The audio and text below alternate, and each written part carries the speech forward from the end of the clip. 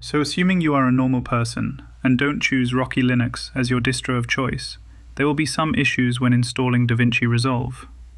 Among all the popular major distros, I have found that it is the easiest with Arch-based ones, such as CachyOS, which I have been using in the past months, because of the Arch user repository. But in general, it is not a hard task, and there are tons of tutorials everywhere, so I am not going into too much details here. Basically, you need to install some required packages and tell the installer to bypass some package check. And after the installation, you have to disable some of the incompatible libraries that come with DaVinci Resolve so that the program would use the system's default ones. Just copy these lines from the description below and you are fine. By now, if you are using an NVIDIA GPU and have already gotten the GPU driver installed properly, you are done with the installation and can just get into editing right away. But if you are using an AMD GPU, you would need to install some extra packages. Again, depending on your distro of choice, the process is very different. For example, with Arch-based ones, it's already been taken care of with the AUR script. But if you are using a Debian-based distro, such as Ubuntu, you need to install proper ROCm drivers for the GPU to function in Resolve. One tip for Arch Linux and all Arch-based distro users though. By default, the AUR installation is using OpenCL Mesa package, which is using rust2cl, and is so much slower than ROCm. Switch to the OpenCL AMD package for much better performance. People also suggest DaVinci Box to simplify the installation process. I am also using a DaVinci Box installation, but for a different reason. My laptop has an AMD integrated GPU inside, but I have an NVIDIA external GPU that I want to use when I am at home. The problem is, the NVIDIA GPU can't run in CUDA mode with DaVinci Resolve if there is another AMD GPU in the same system.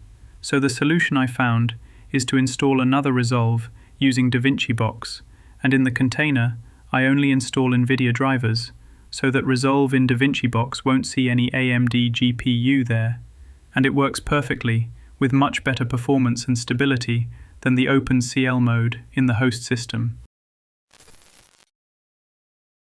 If you are editing content for social media, you probably need to use a lot of fonts for text effects or captions, etc.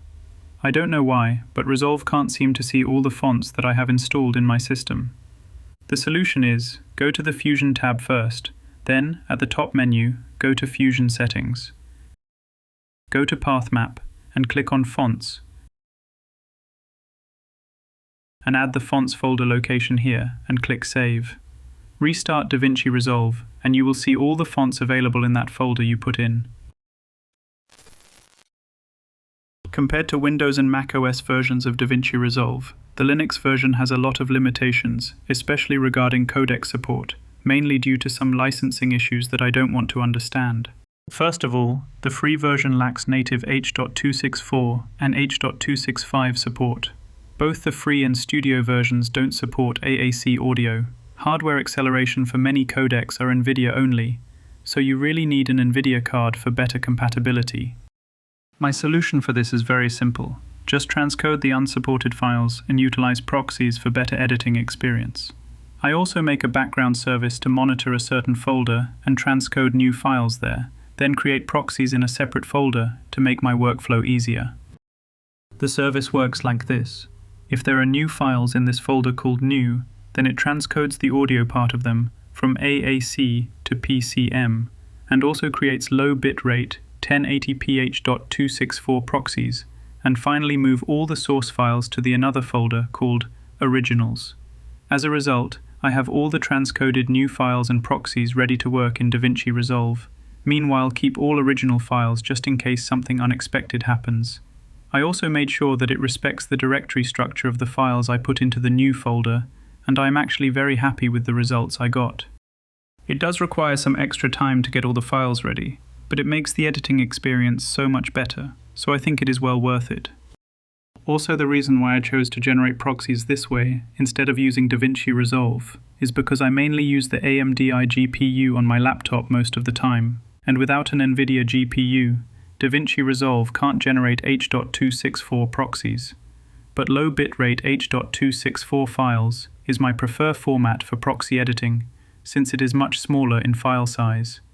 I know it is definitely not the optimal compared to DNxHD or ProRes, but I don't really have enough space on my SSD for them. This workflow has been serving me well in the past year, so I'm very happy with it. If you're dealing with the same codec or proxy issues on Linux, and don't want to spend the afternoon messing around with ffmpeg commands, I've put the script files up for my channel members. It's just 99 cents to join, and you can grab the zip file which has the installer and everything ready to go. I also added an uninstaller that removes everything if you are not happy with it. It's just a simple way to get the same setup I'm using without the trial and error. Joining also helps me keep the channel going and spend more time creating Linux-related content. If that sounds helpful, the join button is right down there. Technically this one is also codec related, but it only affects AMD GPUs, so I will put it here. If you have an NVIDIA GPU, then you have all the codec options when exporting projects. But with an AMD GPU, you won't see the H.264 and H.265 outputs in the Deliver page on DaVinci Resolve. For social media works, this is extremely annoying, but luckily there is a free plugin that allows DaVinci Resolve to use the open-source ffmpeg encoders. Unfortunately, it is only available for the studio version of Resolve. But again, the free version of DaVinci Resolve has way too many limitations. I wouldn't recommend people using it anyway. With the help of this plugin, I can finally export H.264 or H.265 files using AMD's hardware acceleration too. Seems perfect, but if I am at home and using the NVIDIA external GPU of mine, I will not be using this plugin at all, because the encoders on my NVIDIA GPU are so much faster. There is also another plugin that's only using CPU to encode H.264 and H.265 too, so there's another option. I don't know the use case for this yet, but I assume in some cases it could be faster or better quality than using AMD's hardware encoders. It's 2026, and Wayland is already the default display server on most popular distros. It has a lot of improvements compared to X11, but there is one issue with DaVinci Resolve, which is the drag and drop experience. To put it into detail, when you drag and drop some files from the file manager, sometimes the files are not added into Resolve Media Pool, and other times they would just be added to a random place on the timeline. There seems to be quite some discussion on this issue of drag and drop being hit or miss, not only with DaVinci Resolve. This is quite annoying, especially when editing for social media content, because you would need to add new media files constantly during the editing. A workaround is to utilize Resolve's built-in feature called Automatically Resync Media Files. This will automatically add all the new media files in one specific folder to the media pool, so all you have to do is just copy or download new files to that folder amid editing, and you never have to drag and drop again. Dragging medias from the media pool to timeline works perfectly on Linux, so the whole editing experience is still great. Also, some people complained about the UI scaling being broken, but on my system it looks perfect, even with a dual monitor setup.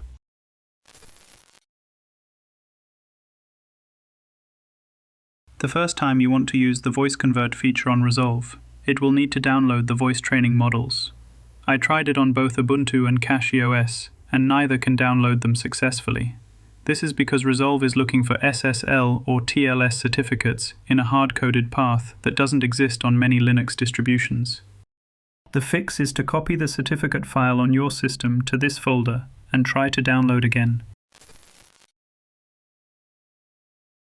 If you need to type non-Latin characters, such as Chinese, Japanese, or Korean on DaVinci Resolve, you might encounter this issue of being unable to switch to the input method you want to. The reason is, there might be a mismatch of Qt versions between your system and DaVinci Resolve. For example, I am running CachyOS on both my desktop PC and my laptop, so I am using the latest Qt 6, but apparently DaVinci Resolve is still on an older version of Qt 5, so I will need to put the correct version of this file to the Resolve's library folder and restart Resolve to get my input method working properly.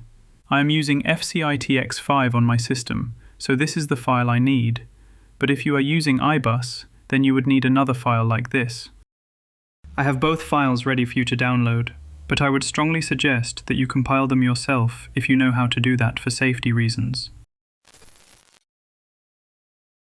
This one is a very minor but annoying issue, which is you need to add the folder you want to import files from or export to on the Preferences Media Storage tab for them to be seen as accessible by Resolve. So after connecting a new portable storage, you would have to go to the Preferences to add it to the media storage locations before you can use it. It takes a few seconds, but I always forgot to do it, so still annoying.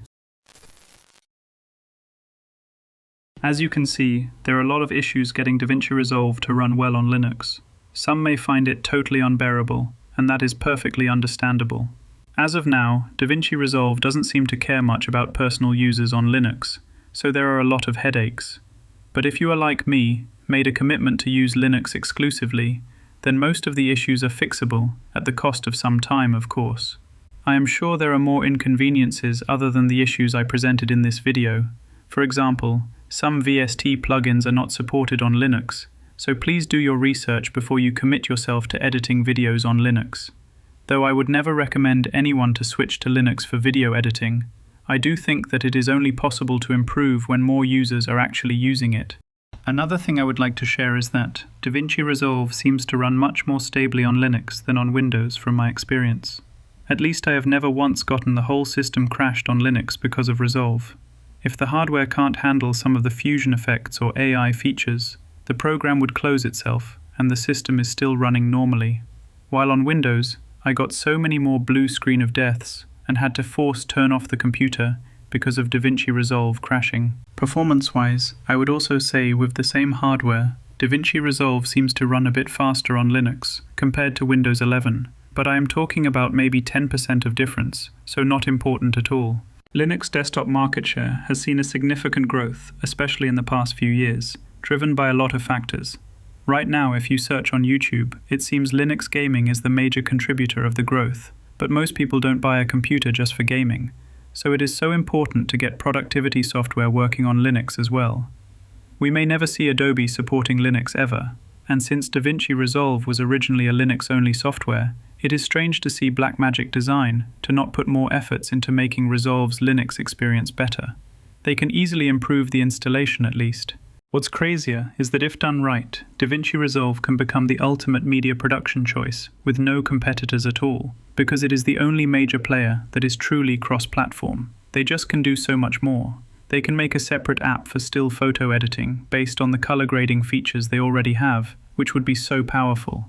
They already have an independent Fusion app, and I really hope they can do something similar here, and that would be my ideal photo editing tool on Linux compared to others like Darktable or Raw Therapy. But these are of course extremely unrealistic. Right now I am still happy with what we have. DaVinci Resolve being functional and reliable on Linux is what's keeping me staying with Linux desktop. I am also optimistic that the situation will improve over time, as there is a clear trend of people switching to Linux, or at least giving it a try. For those who are curious and not afraid of challenging him or herself, DaVinci Resolve is at least worth trying. Major YouTubers won't tell you this, because they obviously can't invest too much time and efforts on Linux. They have way too many other videos to make. But if I can make it work, I think at least millions more can as well.